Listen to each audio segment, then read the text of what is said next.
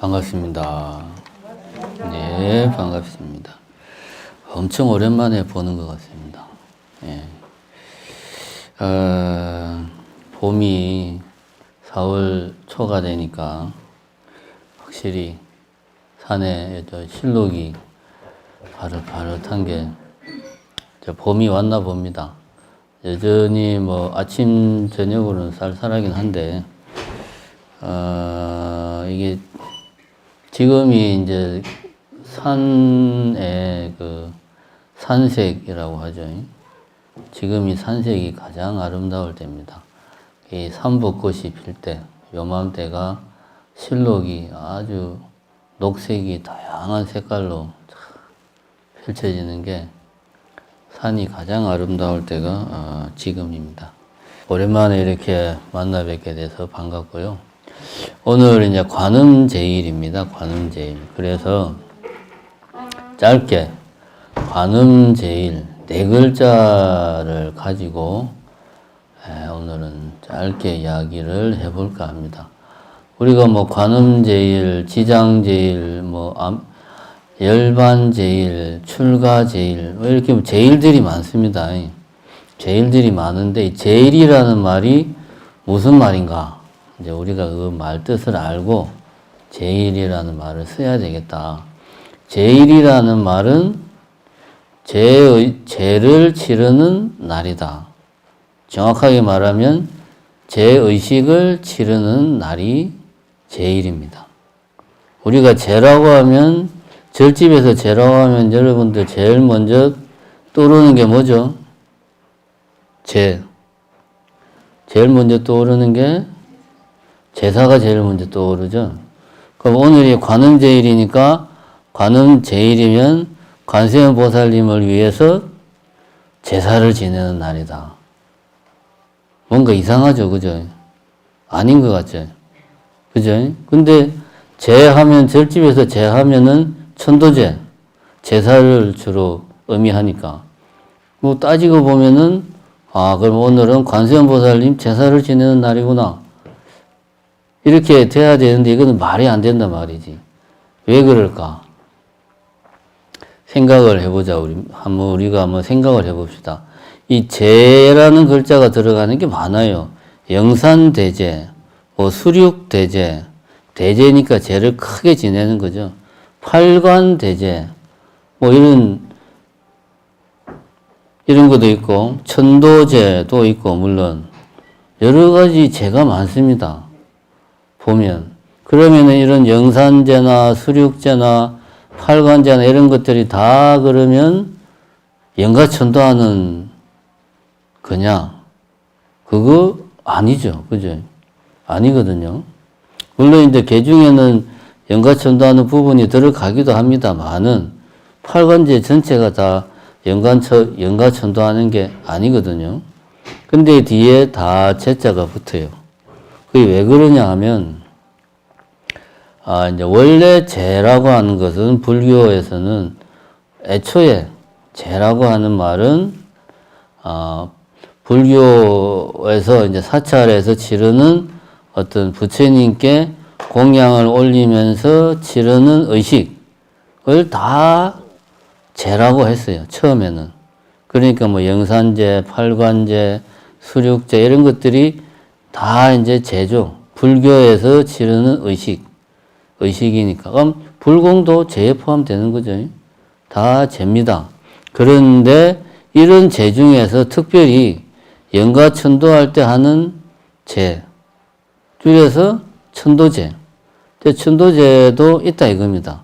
이게 이제 후대로 내려오다 보니까 제라는 말이 가지는 넓은 의미보다 천도제 할 때, 영가천도할 때 치르는 의식으로 제를, 그 의미를 좁게 후대에 내려오면서 쓰게 된 겁니다. 그래서 우리가 지금 우리 대에 와서는 그러면 제사를 먼저 떠올리는 거예요. 근데 사실 원래 제라고 하는 것은 불교에서 부처님께 공양을 올리면서 치르는 의식, 이것을 제라고 했다. 그러니까 관음제일, 그러면은 관세음보살님에게 공양을 올리면서 의식을 치르는 날. 그죠? 말뜻 그대로 풀이하면 지장제일. 그러면 지장보살님께 공양을 올리면서 의식을 치르는 날. 근데 이제 지장제일은 특별히 우리가 이제 또 거기다 추가해서,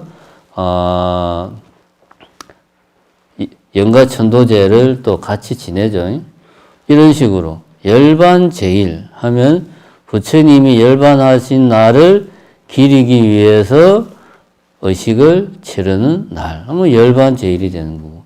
이런 식으로 제일이라는 것은 특별히 어떤 의미가 있거나 어떤 기념만 하거나 하는 날, 부처님께, 불보살님께 공양을 올리면서 의식을 치르는 날을 제일이라고 한다. 그럼 오늘은 관음제일이니까 관세음 보살님께 공양을 올리면서 의식을 치르는 날이 바로 관음제일이다. 이렇게 이제 우리가 제라는 것에 대해서 뜻을 이해를 하고 나면 헷갈리는 게 없습니다. 사실은 많은 분들이 팔관제 하면은 그것도 무슨 뭐 천도제를 크게 지내는 걸로 생각을 이제 이렇게 하시는 분들이 있어요. 영산제 뭐 이런 거 이야기할 때 꼭 그런 게 아니다. 불교에서 치르는 의식, 불교에서 치르는 의식의 기본 골자는 제가 저번에 신중청 해설할 때 이야기를 했지만 기본 골자는 불보살님께 공양을 올리면서 치르는 그 여러 이런 어떤 공양을 올리는 순서, 그 과정을 하나의 의식으로 만든 게 가장 기본입니다. 그런 것들을 우리는 제라고 부른다. 해서 관음제일에서 이제 우선 첫 번째로 제일이라는 게 뭐냐 하는 거를 알아봤습니다. 두 번째 생각하면 앞에 관음 두 글자에 대해서 한번 알아보자. 관음은 우리가 다 알지만 관세음 보살을 의미한다는 것은 누구나 다 알고 있습니다. 그죠? 자, 그러면은, 우리가 이제 왜 관세음 보살이라고 했느냐. 관세음 보살의 전생담 이야기는 제가 언젠가 한번 했습니다. 관세음 보살과 어느 보살이 형제지간이죠. 대세지 보살님하고 형제지간이고, 그 다음에 관세음 보살, 대세지 보살님하고 그 전생담에서, 그 누굽니까? 부친으로 나오는 분이 누구였죠? 이제 석가모니 부처님이지. 석가모니 부처님이 아버지고, 그래서 뭐 형하고 아우가 뭐 하여튼 그 아버지가 멀리 장사한다고 갔는데 뭐 형하고 아우가 어쨌든 무인도에 뭐 가서 거기서 굶어 죽고, 그래서 아버지가 찾아갔는데 형하고 아우가 우리는 뭐 여기서 못 먹고 죽더라도 중생들을 위해서 자비로운 마음을 내자 뭐 막 그런 이야기에서 감동을 받아서 발언을 크게 세우고 막 그래서 그 이제 그분들이 관세음 보살이 되고 대세지 보살이 되었다. 뭐 그런 이야기를 제가 언젠가 한번 했습니다. 예, 저는 분명히 기억을 하고 있습니다. 내 기억에 맞는 것 같은데 하여튼 그거는 이제 전생담이고 그래서 이제 이렇게 관세음 보살님과 대세지 보살이 석가모니 부처님 양쪽으로 이렇게 이제 있습니다. 협시보살로. 그래서 뭐 이렇게 뭐 어느 분이 관세음 보살님이고 어느 분이 대세지 보살님인지는 잘 보면 어떤 표식이 있다고 그랬는데 까먹었어요, 저는. 그러니까 맨날 보고 맨날 들어도 까먹어요. 자, 오늘은 그런 이야기는 이제 생략하고 왜 이름을 관세음 보살로 지었는가. 보살이라고 하는 의미는 여러분들 다 잘 아시겠지만은 보살은 깨달을 각자에다가 중생할 때 생자를 써서 깨달은 중생을 보디사트바. 말 그대로 번역하면 깨달은 중생이다. 깨닫기는 깨달았는데 깨닫고 보니까 깨닫지 못한 중생들이 너무 많은 거야. 내가 어찌 중생들을 두고 내가 어찌 이 사바세계를 떠나겠는가? 어떻게 내가 이 영원한 윤회의 굴레를 나 혼자만 벗어나겠는가? 해서 중생들이 모두 깨달음을 얻어서 해탈할 때까지 내가 같이 중생들과 함께 하겠다. 이런 마음을 가지고 있는 게 보살이다. 라고 이야기를 했죠. 그래서 관세음 보살입니다. 여기까지는 다 아는 이야기고. 그 다음에 이제 왜 관세음 보살님은 이름을 관세음이라고 했느냐. 천수경에 보면 관세음 보살님의 다른 이름 여러 가지가 막 나오죠. 어딘가에 나옵니다. 제가 지금 기억은 안 나지만 천수경 하다 보면 중간에 나옵니다. 많은 이름 중에 가장 대표적인 이름이 관세음 보살. 이게 관세음 보살님의 가장 대표적인 이름입니다. 관세음. 우리가 흔히 알고 있는 지식으로 이야기하면 관, 벌관자에다가 세음, 세상의 소리를 관하는 보살.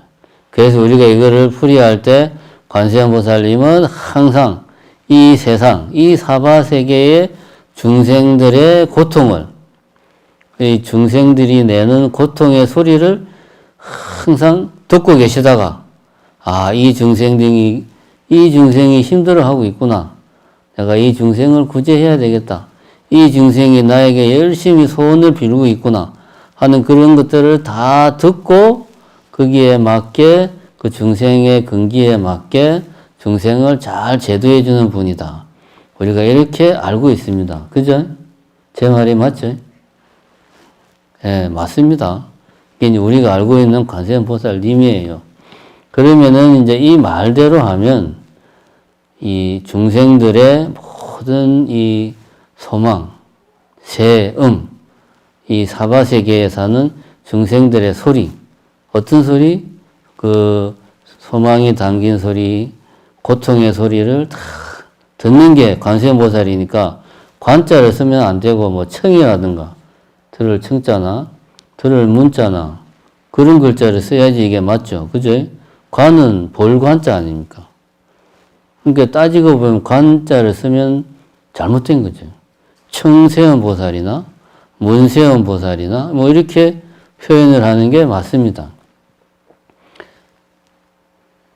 우리가 상식적으로 알고 있는 관세음 보살을 생각을 한다면, 관세음 보살의 의미를 생각한다면 문세음 보살이나 청세음 보살 이렇게 표기를 하는 게 맞다. 그런데 왜 관세음 보살이라고 했느냐? 이거를 우리는 좀 고민을 할 필요가 있습니다. 관이다 하는 것은 벌관자를 이야기하는 거고, 그것은 엄밀하게 말하면 불교 수행의 가장 중요한 그 관법, 부처님 당시에 부처님이 이 수행법으로 깨달음을 얻었다고 하는 수행법, 윗바사나 수행법, 관법을 말하는 거예요. 그러니까 관세음 보살님은 중생들의 모든 고통을 가만히 앉아서 듣고 있는 게 아니고 뭐 하고 있습니까? 관법을 하고 수행을 하고 있는 거지 지금. 수행을 하고 있는 중이에요 지금 관세음 보살님. 어떤 수행을 하고 있느냐? 세음, 세상의 소리를 관하는 수행을 하고 있는 거예요. 세상의 소리를 관한다는 게 무슨 말이냐? 이 세음에 대한 해석을 우리가 어떻게 해야 되는가? 세라고 하는 건 이 세상을 말합니다. 중생들이 사는 세상. 중생들이에 일어나는 여러 가지 일들. 그것을 담고 있는 게 이 세라는 글자죠. 그지? 음이라고 하는 건 소리. 우리가 vipassana 수행, 관법을 할 때 여러 가지 대상이 됩니다. 뭐, 눈으로 보는 것을 관찰하고, 귀로 듣는 것을 관찰하고, 다음에 피부로 느끼는 것을 관찰하고, 이런 것들을 다 집중해서 관찰하는 게 관법 수행이 되고요. 예를 들면 내가 지금 걷고 있다. 그냥 걸으면 이것은 수행입니까? 수행이 아닙니까? 그냥 걸으면 그냥 걷는 거예요. 그게 뭔 수행입니까? 그죠? 걷는 게 수행이 되려면 걸음 하나하나를 내가 뭐 해야 됩니까? 관찰을 해야 됩니다. 관해야 됩니다. 걸음 하나하나, 발걸음 하나하나를 내가 관해야 돼. 그럼 이게 걷는 것도 수행이 되는 거예요. 다음에 예를 들어서 뭐 어딘가를 가기 위해서 내가 버스를 탔다. 버스를 타고 가고 있는데 앞좌석에 앉은 사람들이 막 떠들고 있다. 그럼 그 소리를 들으면서 아이 피곤해서 좀 자고 싶은데 떠들어서 잠도 못 자겠네. 아이 짜증나. 이렇게 하면 이건 수행이 아니고 그 소리를 거기서 앞에서 나는 소리를 집중해서 듣는 게 아니고 관찰하는 거죠. 소리를 듣는 내 마음을 관찰하는 거죠. 이렇게 하면 그게 뭐가 됩니까? 수행이 되는 거예요. 그럼 관세음보살님은 지금 현재 관법 수행을 하고 있다. 무엇을 대상으로? 세상의 모든 소리를 대상으로. 이 세상이라는 것은 우리 중생들이 사는 세상이고, 그러면 세음이면 중생들이 내는 소리 되고요. 그 중생에는 나도 포함되어 있고 남도 포함되어 있어. 그 경계를 이미 관세음보살님은 깨달음을 얻은 깨달은 중생, 즉 보살이기 때문에 나와 남의 구별이 없어요. 중생들의 모든 소리를 관하고 있는 겁니다. 그래서 관세음 보살이다. 그렇게 이야기를 합니다. 그래서 관세음 보살님은 지금 수행을 하고 있구나. 우리가 반야신경의 제일 처음이 어떻게 시작합니까? 제목은 마하반야 바라밀다 신경하고 관자재 보살이 행심 반야 바라밀다시, 깊은 반야 바라밀다를 행할 때 조견 오온 개공 오온이 모두 공한 것을 조견 비추어 본다. 그 다음에 뭐 했다? 조견 오온 개공 도 일체고액 일체의 고통과 액난을 도 건너갔다. 이게 첫 번째 문장입니다. 그죠? 이 관자재 보살이 누굽니까? 관세음 보살의 다른 이름이잖아요. 관세음 보살이 뭘 하고 있느냐? 조견, 그러니까 깊은 반야 바라밀다를 행하는 중에 오온이 모두 공한 것을 조견, 비추어 봤다. 이 관세음 보살이 딱 이렇게 수행에 들어가지고 오온이 모두 공한 것을 비추어 본 거다. 그래서 그 다음에 쭉 내용이 나오는데 여기서 조견이나 관이나 같은 말입니다. 그죠? 비추어 보는, 그냥 보는 게 아니고 비추어 보는 거예요. 그냥 보면 어스름할 때 보면 뭐가 잘 안 보이지만 어스름할 때 불을 켜고 불을 환하게 비춰서 보면 잘 보이잖아요. 선명하게. 그게 비추어 보는 거예요. 비출 조자. 조명할 때 조자. 비추어 보면 선명하고 깨끗하고 또렷하게 보이는 거예요. 선명하고 또렷하고 깨끗하게 집중적으로 보면 보는 대상을 정확하게 알 수가 있죠. 만약에 오온을 내가 그렇게 조견을 하면 오온이 사실은 공하구나 하는 것을 알 수가 있듯이 이렇게 관세음 보살은 조견하고 관을 하고 있는 겁니다. 그래서 관세음 보살이다. 그러면 관세음 보살이 어디서 수행을 하고 계시나? 그럼 관세음 보살이 모든 나를 포함한 중생들의 어떤 소리를 관하는 수행을 하고 있다. 그럼 어디서 그런 수행을 하고 있나? 어디서 하고 있죠? 어디서 하고 있습니까, 여러분? 관세음 보살이 수행을 관음전에서 하고 계시겠지. 이건 뭐 고민하고 그래. 이 전국 사찰에 관음전이 얼마나 많습니까? 예? 관음사라는 절이 또 얼마나 많아요. 우리나라 절 이름 중에 제일 많은 게 관음사 아닙니까? 그런 데서 다 하고 계시겠지. 이거 뭐 고민하고 그래. 그러나, 자, 우리가 이거를 생각해 봅시다. 관세음 보살이 소원을 들어주는 분이 아니고 수행을 하는 분이다. 그 수행이 곧 그 수행의 힘으로 우리 중생들의 어떤 소원을, 원력을 들어주는 분이다. 이렇게 우리가 생각을 한다면, 그럼 도대체 누가 관세음 보살이 그럼 어디서 수행하고 계시냐? 당연한 질문이지만 우리는 이런 질문을 해야죠. 그죠? 뭐 그런 유치한 질문을 하고 그래. 우리는 관세음 보살은 믿음의 대상이지 실제로 존재하는 게 아니잖아. 뭐 알면서 뻔한 질문을 한다고 속으로 그러겠지만, 그럼 믿음의 대상이면 구체적인 믿음의 대상이 어떤 형태를 가지고 어떤 모습으로 계시는가, 우리가 그걸 분명하게 알아야죠. 그죠? 마홍 스님이 이제 그런 개성을 지었죠. 그 아미타불 제아방, 그 장엄연불에 나오는 그 개성이 있잖아요. 아미타불 제아방, 착덕심두 절망망, 염도영궁 무념처, 육문상방 자금광. 이것도 한번 한 것 같은데, 나홍 스님의 동생이 아미타불 연불 수행을 하는데 안 되는 거예요. 잘.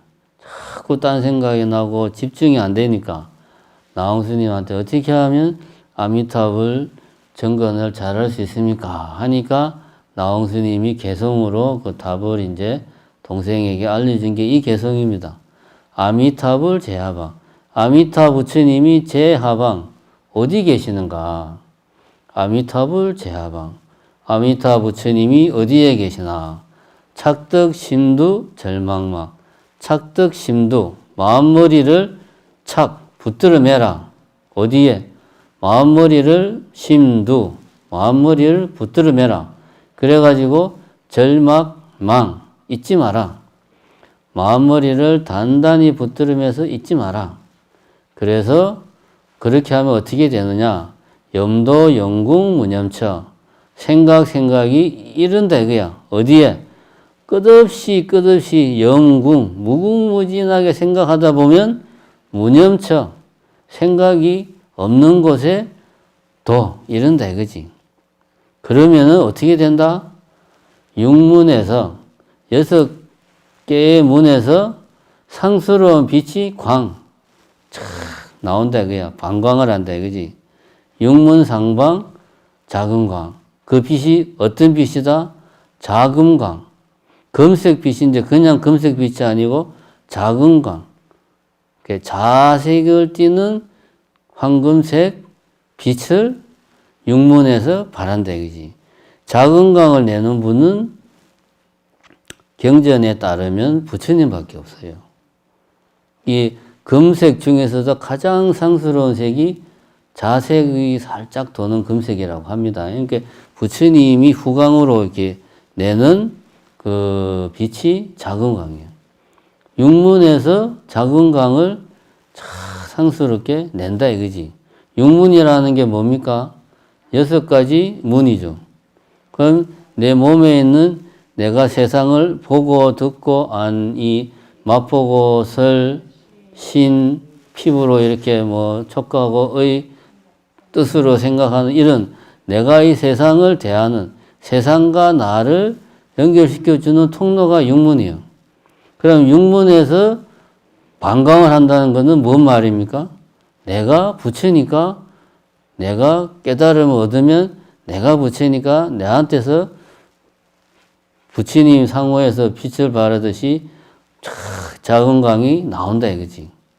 그럼 이 개성은 뭘 의미하는 거냐? 이렇게 우리가 이해할 수 있습니다. 이게 나홍 스님이 동생한테 이 개성을 주면서 아마 이렇게 설명을 했을 겁니다.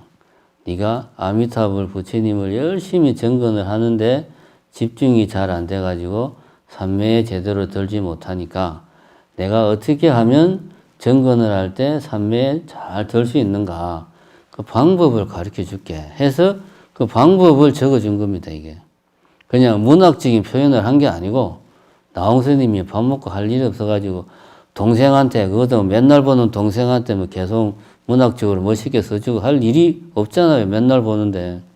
그 정건을 하는 방법을 일러준 거예요. 첫 번째, 아미타불 제하방. 아미타 부처님이 어디에 계신가? 착덕심두 절망망. 잊지 마라. 마음머리에 붙들어 매고 무엇을? 아미타 부처님이 어디에 계실까 하는 이 생각을 잊지 말고 마음머리에 붙들으며, 마음머리라고 하는 게 뭐냐? 심두, 이건 화두랑 똑같은 말이에요. 화두할 때 화자는 대화할 때 화자, 말이거든. 화두라는 것이나 심두나 염두, 뭐 생각의 머리나 다 똑같아요. 우리가 생각을 하든 말을 하든 뭔가를 하려면은 이게 바깥으로 나오려면은 제일 앞에 있는 입구를 거쳐야만 나온다고요. 그럼 제일 앞에 있는 입구가 말하자면 머리예요. 뭔가를 내가 이렇게 밖으로 말을 하든 생각을 하든 내뱉으려면 반드시 머리를 거쳐야 돼. 그럼 그 머리에다가 뭔가를 딱 갖다 놓으면 내가 무슨 생각을 하든 무슨 말을 하든 밖으로 나올 때마다 그 머리에 딱 지키고 있는 얘를 거쳐서 나오는 거지. 그 염두에 둔다는 말은, 심두에 둔다는 말은, 화두, 말머리에 둔다는 말은 항상 생각하라는 말이에요. 항상. 항상이라는 말은 1분 1초도 쉬지 않고 딴 생각하지 않고 항상 생각해라. 뭐를? 아미타 부처님이 어디에 계신가? 이 생각을 항상 하라 이거야. 니는 지금까지 입으로만 계속 아미타부를 찾으면서 네 심도, 마음에서는 딴 생각을 하고 있다 이거야. 생각을 항상 도대체 아미타 부처님이 어디 계시나? 도대체 관세음 보살님이 어디 계시나? 이 생각을 생각에서 항상 떠나지 않고 하면서 염불을 하면 생각이 어디에 이른다? 염이 도하는데 영궁, 무궁무진하게 생각하다 보면 무념처, 생각 없는 곳에 이른다. 우리가 뭔가에 꽂혀가지고 도대체 이게 뭘까? 내지는 여러분들이 더 쉽게 이해하기 위해서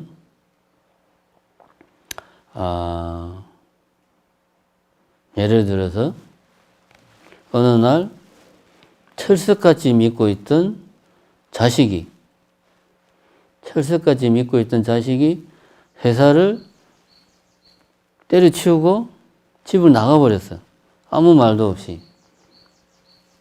엄마 입장에서는 무슨 생각이 들겠습니까? 얘가 도대체 왜 이랬을까? 얘가 왜 잘 나가던 회사를 때려치우고 사라졌을까? 계속 이 생각만 하다 보면 다른 생각이 머릿속에 들어오질 않아요. 밥 생각도 안 나고 잠도 안 오고 하루 종일 왜 그랬을까? 왜 그랬을까? 얘가 왜 그랬을까? 이 생각만 머리를 떠나지 않는 거예요. 이런 식으로 아미타 부처님이 어디 계시나? 관세음보살님이 어디 계시나? 이 생각만 계속 하다 보면 다른 생각들이 다 어떻게 된다? 무념청. 다른 생각들이 다 없어져 버린다. 그럴 때 비로소 육문상광 자금광, 네가 바로 부처라는 것을 깨닫게 된다. 왜? 내 몸에서 방광을 하니까 내가 부처지. 자, 그러면 아미타 부처님이나 관세음보살님이나 다 같이 깨달으신 불보살님이다 이거야. 그러면은 관세음보살님이 어디 계시고 아미타 부처님이 어디 계시냐? 답은 이미 나와 있어요. 내가 아미타 부처님이고 내가 관세음보살님이야. 이거는 마치 수학 문제를 증명하는데 뭐 답은 이미 다 나와 있어요. 뭐 1이나 0이나 여러분도 고등학교 다닐 때 뭐 그 수학 증명 문제 풀면 그렇잖아요. 답은 뭐 뻔해. 1, 0 아니면 마이너스 1. 근데 중요한 게 뭡니까? 이 푸는 과정이 중요하잖아요. 그죠? 그 문제는 그거예요. 관세음보살님이 어디 있는지 몰라서 물어보는 게 아니야. 내가 관세음보살님이고 내가 아미타 부처님인데 그거를 내가 체험을 못하고 있다. 내가 뼈저리게 그것을 느끼지 못하고 있다. 깨닫지 못하고 있다. 그러니까 내가 계속 중생으로 있는 거예요. 그러면 우리가 아미타불, 관세음보살 정건을 할 때 지금 말한 식으로 관세음보살님이 어디 계신가? 도대체 관세음보살님이 어디 계실까? 내가 관세음보살이는데 왜 내가 관세음보살이지? 이런 의문을 계속 머릿속에 품고 관세음보살 정근을 하다 보면 어느 순간에는 아무 생각이 없는 경지에 이른다 이거지. 그러면 그때 삼매에 들어서 깨치게 된다. 그래서 깨친다는 말은 곧 내가 관세음보살이고 내가 아미타 부처님이구나. 왜? 깨쳤으니까. 그죠? 깨치면 다 불보살이잖아요. 그래서 정건을 어떻게 해야 되냐? 화두를 드는 마음으로 정건을 해야 된다. 그 이야기를 나홍 스님이 하는 겁니다. 이제 관음제일에서 제일에 대한 설명을 했고 관세음보살님 이름이 가지는 의미에 대해서 우리가 생각을 했습니다. 자, 여러분들이 처음에 불교에 입문할 때는 여러 가지 경우가 있겠지만 많은 경우는 어떤 소원 성취를 위해서 여러 가지 소원이 있겠지만 소원 성취를 위해서 절에 와서 기도를 하고 기도를 올리고 공양물을 올리고 그렇게 했을 겁니다.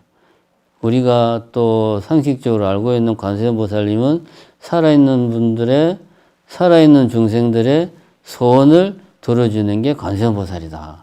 그래서 우리가 무슨 주로 이제 시험 합격이라든가 사업 성공이라든가 건강이라든가 이런 소원을 빌 때는 관세음보살님한테 기도를 합니다. 그래서 우리나라에 관음사라는 절이 많고 그래서 웬만한 절에 가면 관음전이 다 있어요. 이게 이제 우리가 상식적으로 알고 있는 관세음보살이다. 이렇게 우리가 비록 시작은 그렇게 했을지라도 아까 말한 그 관세음보살의 의미, 관세음보살님이라는 이름이 담고 있는 의미를 잘 알고 내가 관세음보살이다. 왜 내가 관세음보살이지?